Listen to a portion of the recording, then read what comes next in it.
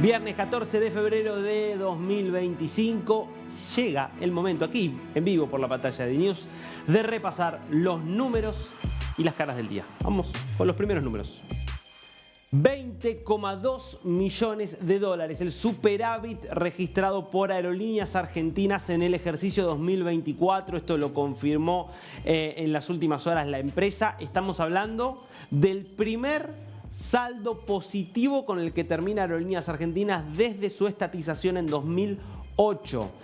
Esto a partir de, obviamente, un montón de medidas que tomó el gobierno, que es el que maneja, obviamente, a la empresa, que lo llevaron, recordemos, a un conflicto muy, pero muy fuerte con los sindicatos. Un conflicto que generó muchas cancelaciones de vuelos, muchas medidas de fuerza que se tomaron en distintos momentos del año, hasta que el gobierno amenazó abiertamente con liquidar a la compañía, con cerrarla directamente, y esa amenaza creíble, viniendo obviamente del gobierno de Javier Milei, llevó a los sindicatos a un acuerdo por el cual estamos transitando todo un verano, que es obviamente la temporada alta de viajes, en paz sindical y en la relación laboral. ¿Cómo hizo para el gobierno básicamente para lograr esta baja tan importante del déficit y conseguir incluso un superávit? Bueno, se eliminaron todas las rutas no rentables que había, que eran varias rutas no rentables, por ejemplo una ruta a Nueva York y a otros lugares.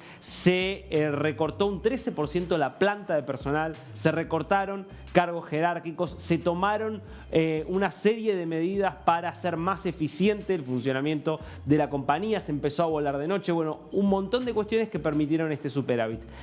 El objetivo del gobierno de Javier Milei sigue siendo la privatización de la empresa.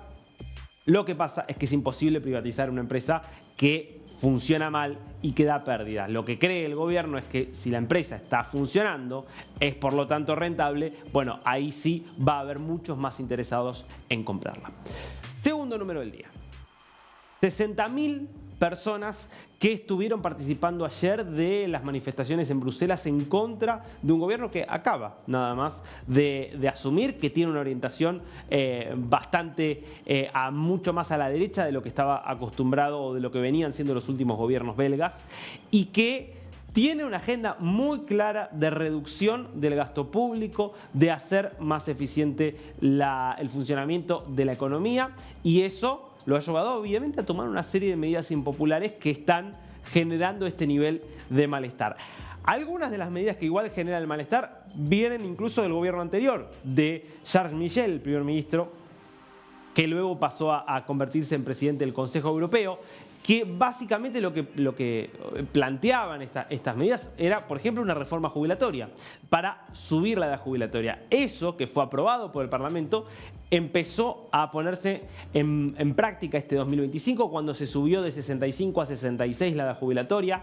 En 2030 va a ser 67 la edad jubilatoria. Y lo que está haciendo el actual gobierno es, entre otras cosas, querer eliminar regímenes especiales que a determinados rubros que tienen un poder sindical muy fuerte se les permite, por ejemplo, jubilarse antes o con menos años de aportes o con una jubilación más importante. Todas cuestiones que hacen a que, bueno, el sistema obviamente se desequilibre.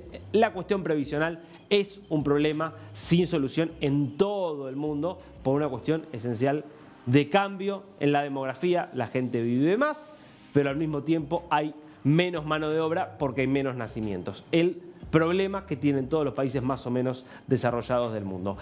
Las protestas obviamente ponen una luz de alarma sobre la continuidad o la eficacia y la capacidad que tendrá el gobierno para sostener estas medidas.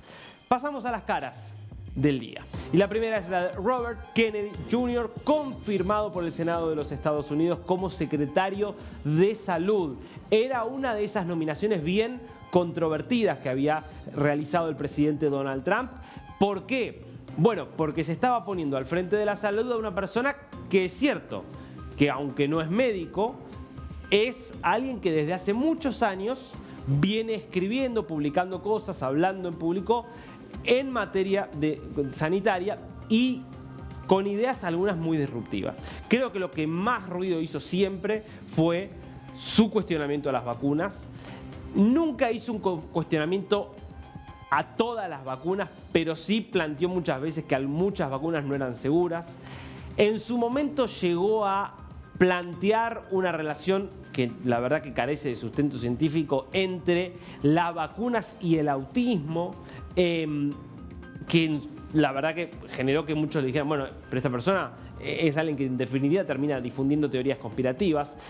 Y todo eso había llevado, insisto, a que muchos creyeran que no iba a recibir el apoyo. Pero cuando se presentó ante el Senado, él suavizó muchas de estas posturas, dijo, nosotros no vamos a eliminar ninguna vacuna, solamente creemos que hay que investigar más. Y hay algunos puntos que hay que sí plantear que van en el sentido de lo que muchos creen que tiene que haber reforma en términos sanitarios. Y es la idea de que en Estados Unidos se automedica demasiado la gente, hay un exceso de medicamentalización, sobre todo en los niños, pero en todas las edades, con todo lo que eso supone. Eso es bastante audaz, por el poder obviamente de las compañías farmacéuticas en Estados Unidos. Y lo segundo, hay un problema de salud atado a la alimentación, y ahí hay que justamente pensar en, bueno, cómo hay una alimentación demasiado dependiente de ultraprocesados, de alimentos con alto contenido graso y todos los problemas que son indiscutibles en ese plano. Y me parece que eso es lo que terminó primando en la decisión del Senado de ratificarlo como secretario de Salud. Segundo rostro del día, segunda cara, Oleg Ozerov, embajador de Rusia en Moldavia. Moldavia, ustedes saben, país limítrofe de Ucrania, un país que sufrió su propia invasión de alguna manera, que tiene que ver con que hay toda una región que es Transnistria, que es una región separatista apoyada por Rusia, es decir, algo parecido a lo que pasaba en su momento con Ucrania, y que viene sufriendo muchas vulneraciones de su soberanía, por ejemplo, de su espacio aéreo, en ataques que hace Rusia contra Ucrania, pero que muchas veces terminan también afectando a Moldavia. Por ejemplo, con la invasión de drones. Por esta situación fue citado en Chisinau, la capital de Moldavia, el embajador Ozerov para pedirle explicaciones. ¿Y cómo lo recibieron? Mirá vos cómo lo recibieron. Él entra y ¿qué hay en la mesa? Directamente fue así la secuencia. Entró y se encontró con esto en la mesa. Son los restos, y ahí está con el patentamiento, los números de serie y demás, de un dron de origen iraní, fabricado por Irán y utilizado, disparado, lanzado desde Rusia. En principio se cree que para atacar a Ucrania, pero que terminó cayendo en el espacio aéreo de Moldavia. Un pedido de explicaciones directamente con las evidencias sobre la mesa. Bueno, un momento incómodo obviamente para el embajador Ozerov, que cuando salió de la reunión dijo, bueno, pero no hay que sacar conclusiones apresuradas. No hay ninguna otra conclusión posible, que obviamente Rusia estaba, en este caso, invadiendo el espacio aéreo y la soberanía de Moldavia.